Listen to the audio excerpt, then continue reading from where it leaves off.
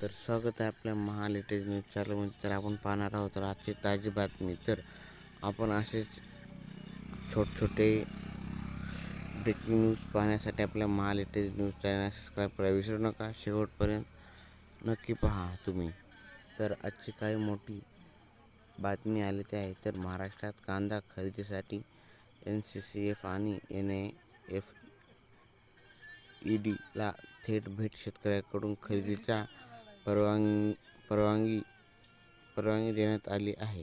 तर मुख्यमंत्री देवेंद्र फडणवीस यांनी याची माहिती दिली.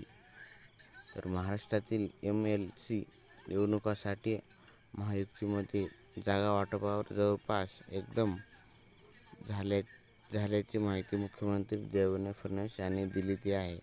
तर आपण पाहूया दुसरा पॉईंट. नागपुरातील जळगाव स्क्वेअर फ्लावर प्रकल्प पुन्हा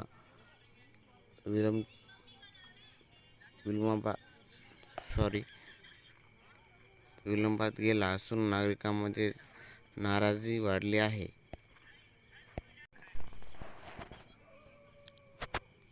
तर नागपूर ग्रामीण पोलिसांनी झारखंडमध्ये मोठी कारवाई करत तब्बल 1.68 कोटीचे अफू जप्त केले.